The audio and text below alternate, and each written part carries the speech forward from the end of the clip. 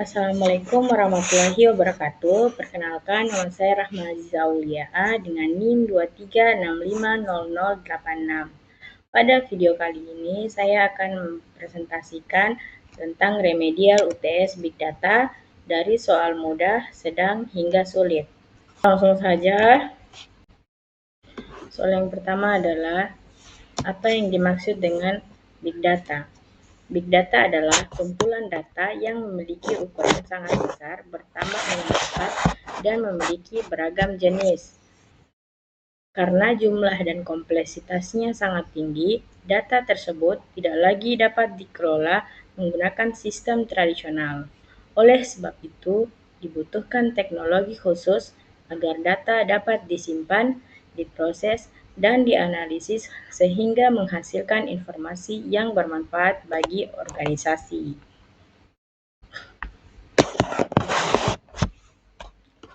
Soal selanjutnya, karakteristik Big Data atau yang biasa disebut sebagai 5V. Big Data memiliki 5 karakteristik utama yang dikenal sebagai konsep 5V. Yang pertama adalah volume, yaitu jumlah data yang sangat besar. Kemudian velocity, yaitu kecepatan data dihasilkan dan diproses. Ketiga ada variety, yaitu keberagaman jenis data seperti teks, gambar, video, dan data sensor. Keempat ada veracity, yaitu tingkat keakuratan dan kualitas data. Dan yang terakhir adalah value, yaitu nilai atau manfaat yang diperoleh setelah data dianalisis. Selanjutnya, apa itu arsitektur Big Data? Arsitektur Big Data menggambarkan alur bagaimana data dikelola mulai dari proses pengumpulan, penyimpanan, pemrosesan, analisis, hingga penyajian informasi. Tujuan akhirnya adalah mengubah data mentah menjadi informasi yang dapat digunakan sebagai dasar pengambilan keputusan. Soal selanjutnya, penyimpanan terpusat dan terdistribusi. Pada sistem penyimpanan terpusat, seluruh data berada pada satu server sehingga lebih mudah dikelola, namun memiliki risiko apabila server tersebut mengalami kerusakan. Sedangkan pada penyimpanan terdistribusi, data disimpan pada banyak server yang saling terhubung sehingga lebih aman, lebih cepat, dan lebih mudah dikembangkan sesuai kebutuhan. Soal selanjutnya yaitu tujuan penyimpanan terdistribusi. Sistem penyimpanan terdistribusi memiliki beberapa tujuan utama, yaitu mampu menyimpan data dalam jumlah besar, mempercepat akses terhadap data, menjaga ketersediaan data meskipun terjadi gangguan, serta tetap dapat beroperasi walaupun salah satu server mengalami kerusakan. Soal selanjutnya, mengenal MapReduce. MapReduce merupakan model pemrograman yang digunakan untuk memproses data dalam jumlah besar secara paralel pada banyak komputer. Tahap pertama adalah map, yaitu membaca data, membaginya menjadi bagian-bagian kecil, lalu menghasilkan pasangan key dan value.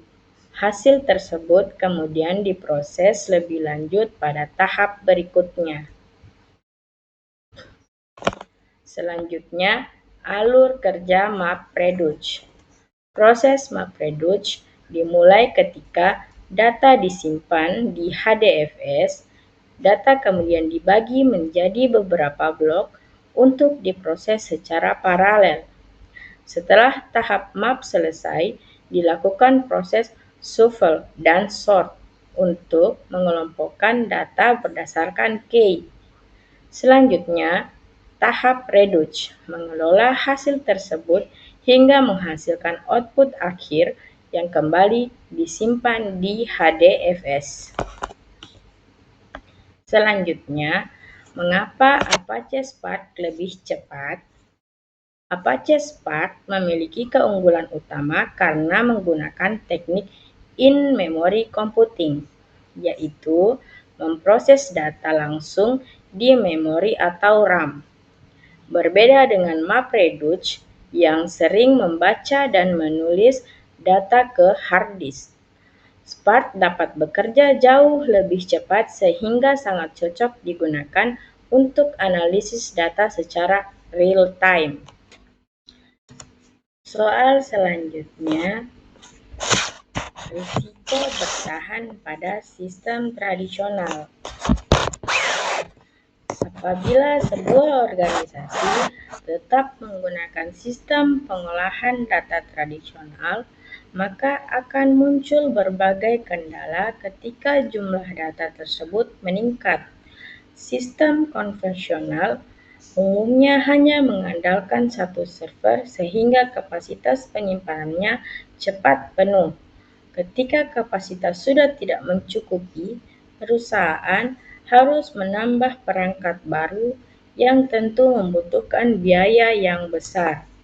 Selain itu, proses pencarian maupun pengolahan data akan menjadi lebih lambat karena sistem tersebut tidak dirancang untuk menangani data dalam jumlah yang sangat besar. Hal ini dapat menghambat aktivitas perusahaan, terutama ketika informasi harus diperoleh dalam waktu singkat. Risiko lainnya adalah meningkatnya kemungkinan kehilangan data apabila server mengalami kerusakan, karena data berada pada satu lokasi. Kegagalan pada server dapat mengganggu seluruh sistem. Sistem tradisional juga kurang mampu melakukan analisis secara real-time, sehingga perusahaan akan terlambat memperoleh informasi yang dibutuhkan untuk mengambil keputusan. Oleh karena itu, teknologi Big Data menjadi solusi lebih tepat karena mampu mengelola data dalam jumlah besar secara lebih cepat, aman, dan efisien. Soal selanjutnya yaitu peran Hadoop dalam lingkungan terdistribusi. Dalam pengelolaan Big Data, salah satu teknologi yang paling banyak digunakan adalah Hadoop.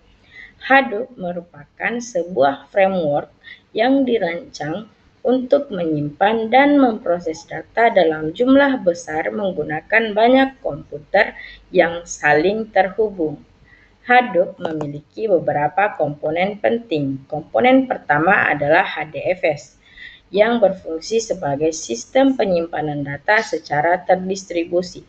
Dengan cara ini, data dibagi ke beberapa server sehingga penyimpanan menjadi lebih aman dan mudah diperluas. Komponen berikutnya adalah MapReduce, yang berfungsi memproses data secara paralel sehingga pekerjaan yang besar dapat diselesaikan lebih efisien. Keunggulan Hadoop adalah memiliki skalabilitas yang tinggi, mampu menangani data dalam jumlah besar, memiliki toleransi terhadap kegagalan, dan biaya implementasinya relatif lebih rendah. Namun, proses MapReduce masih bergantung pada hard disk sehingga kecepatan tidak sebaik Apache Spark. Oleh sebab itu, pada implementasinya, Hadoop sering dipadukan dengan Spark agar proses analisis dapat berlangsung lebih cepat. Soal selanjutnya, mengapa Big Data penting untuk pengambilan keputusan? Pemanfaatan Big Data memberikan banyak manfaat bagi organisasi dalam proses pengambilan keputusan. Hal ini karena keputusan yang diambil tidak lagi hanya berdasarkan perkiraan, tetapi berdasarkan hasil analisis terhadap data yang tersedia. Melalui Big Data, perusahaan dapat memahami perilaku pelanggan, mengetahui produk yang paling diminati, serta melihat pola transaksi yang terjadi setiap hari. Selain itu, perusahaan juga dapat memprediksi tren yang kemungkinan akan muncul sehingga dapat menyusun strategi lebih awal. Analisis data juga membantu meningkatkan efisiensi operasional karena perusahaan dapat mengetahui proses mana yang masih kurang efektif dan memerlukan perbaikan. Dengan informasi yang akurat tersebut, keputusan yang diambil menjadi lebih cepat, lebih tepat, serta mampu meningkatkan daya saing perusahaan. Soal selanjutnya, sumber, penyimpanan, dan pemrosesan data. Pengelolaan Big Data dilakukan melalui beberapa tahapan yang saling berkaitan. Tahap pertama dimulai ketika data dikumpulkan dari berbagai sumber seperti aplikasi, transaksi, media sosial, website, maupun perangkat sensor. Setelah data terkumpul, data disimpan menggunakan sistem penyimpanan terdistribusi agar kapasitas penyimpanan menjadi lebih besar serta keamanan data lebih terjamin. Selanjutnya, data diproses menggunakan teknologi seperti MapReduce ataupun Apache Spark. Pada tahap ini, data mentah diolah menjadi informasi yang lebih terstruktur dan mudah dipahami. Hasil dari proses tersebut kemudian dianalisis sehingga menghasilkan informasi yang dapat dimanfaatkan oleh perusahaan untuk mendukung berbagai keputusan baik dalam bidang operasional, pemasaran, maupun pengembangan bisnis. Dengan demikian, setiap tahapan memiliki peran penting dalam menghasilkan informasi yang berkualitas. Soal selanjutnya, peran sistem manajemen data. Dalam pengolahan Big Data, keberadaan sistem manajemen data sangat penting karena bertugas menjaga agar seluruh data tetap terorganisasi dengan baik. Sistem ini memastikan data tersimpan secara aman dan mudah ditemukan ketika diperlukan. Selain itu, sistem manajemen data juga berfungsi menjaga keamanan dengan mengatur hak akses setiap pengguna sehingga hanya pihak yang memiliki wewenang yang dapat mengakses informasi tersebut. Fungsi lainnya adalah menjaga integritas data agar data tetap akurat, konsisten, dan tidak mengalami perubahan yang tidak semestinya. Sistem ini juga melakukan pencadangan atau backup secara berkala sehingga apabila terjadi kerusakan pada sistem, data masih dapat dipulihkan. Dengan adanya manajemen data yang baik, organisasi dapat memanfaatkan data secara maksimal sekaligus meminimalkan risiko kehilangan maupun kerusakan data. Soal terakhir yaitu integrasi ekosistem Big Data pada perusahaan. Sebagai contoh penerapan Big Data dapat dilihat pada sebuah perusahaan yang memiliki data transaksi, data pelanggan, aktivitas pengguna, dan informasi dari berbagai sistem digital. Jumlah data tersebut terus bertambah setiap hari, sehingga memerlukan teknologi yang mampu mengelolanya secara efisien. Data yang diperoleh terlebih dahulu disimpan pada sistem penyimpanan terdistribusi sehingga kapasitas penyimpanannya menjadi lebih besar dan keamanan data lebih terjamin. Setelah itu, data diproses menggunakan teknologi MapReduce maupun Apache Spark untuk menghasilkan informasi yang lebih bermakna. Dari hasil analisis tersebut, perusahaan dapat mengetahui berbagai informasi penting seperti pola perilaku pelanggan, produk yang paling diminati, waktu transaksi tertinggi, hingga prediksi kebutuhan pasar pada masa mendatang.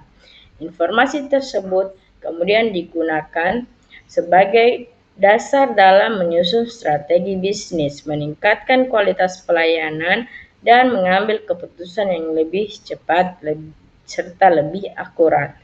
Contoh ini menunjukkan bahwa seluruh teknologi dalam ekosistem Big Data saling melengkapi, mulai dari penyimpanan, pemrosesan, hingga analisis data, sehingga mampu menghasilkan informasi yang bernilai bagi perusahaan.